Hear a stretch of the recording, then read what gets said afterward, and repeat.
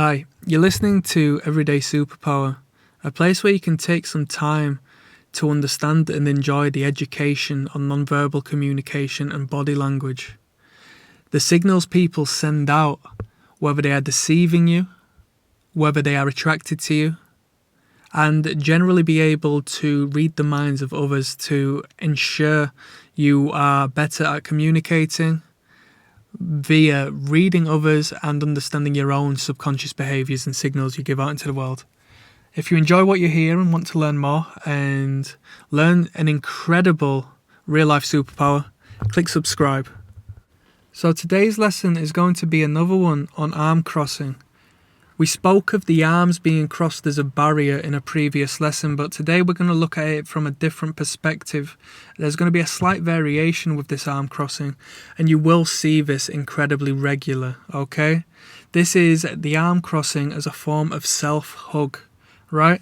So the barrier still remains. As we spoke initially of the arm crossing being a barrier to the chest, a biologically driven and hardwired behaviour from our primitive days to ensure that we are protected under a threat. So we will subconsciously use the arms to create a barrier, right, in the face of a potential predator to ensure that our internal organs are safe and secure. To this day, we still use the crossing of the arms as a barrier to ensure that any negative feelings or bad news or any sort of modern day equivalent threat to our mental health and physical health, just to ensure we're safe, alright?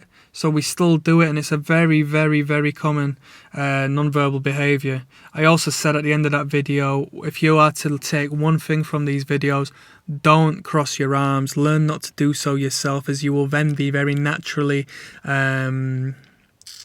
receptive, and you will be able to absorb the slights and the communications of others more efficiently. As what we will learn to uncover is that the mind is congruent with the body and vice versa. The signals we put out with our body, our brain follows, and how our brain perceives the world and potential threats. It will be projected onto the screen that is our body, showing the world how we really feel, okay? So in this particular instance, yes, the arms are forming a barrier, okay? So the arms are folded across the chest. But rather than the strictness of what initially was the firm, sturdy barrier, this self-hug is folding the arms in a more soft manner, alright? In a more soft manner. It still is a defensive posture, but it's not necessarily a defensive posture in a conflict state. It's more so a defensive posture in a self-pacifying means of self-defense, alright? So it's self-soothing.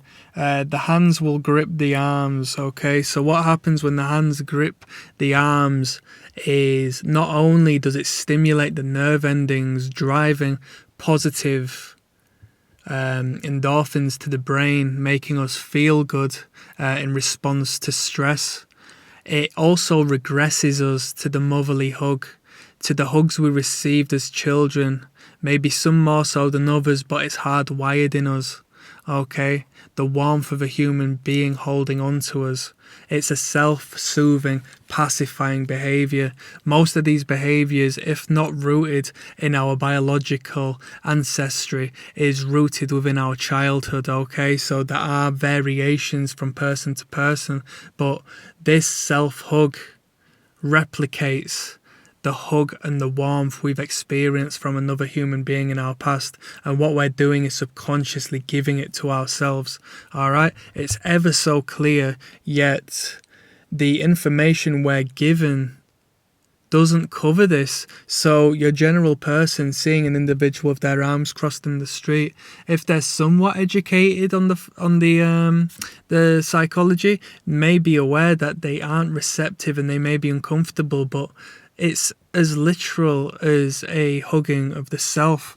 Alright, so just to re-clarify, the arms are forming a barrier, but not so strict in our previous video. It's more of a soft barrier, whereas the arms, rather than hidden or balled fists, are holding onto the arms, okay, stimulating the skin on skin contact and driving that warmth, that comfortable self-soothing of a warm hug they've experienced in the past. Okay, so it links to childhood. There's no fists, there's no thumbs involved. Now, what can it be clustered with? It can be clustered with the head down, perhaps the head away, disengaging.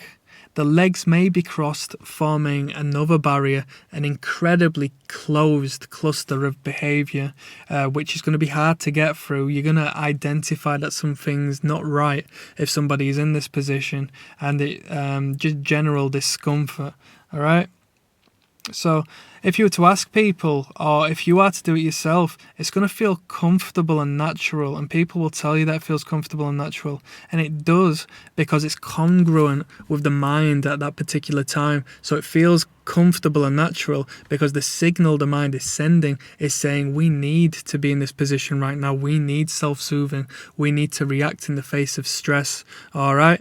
It still signifies discomfort on a psychological level, but they feel comfortable doing it and may bring up a whole world of excuses as to why they're doing it, because to them it feels natural. Because as we've spoken of, the mind follows the body and the body follows the mind, okay? So on that note, what I'm going to finish with is, if you want to be portrayed and seen as a more dominant individual, a calmer individual, a smoother individual, you need to pay attention to what your body portrays, because on a subconscious level, other individuals are going to be picking up on these notes, all right? Especially if it's a first case scenario, if it's a first impression you're going to be making on someone. Ensure that you're open, receptive, and they are not a threat to you, all right? And they will react to you in the same manner.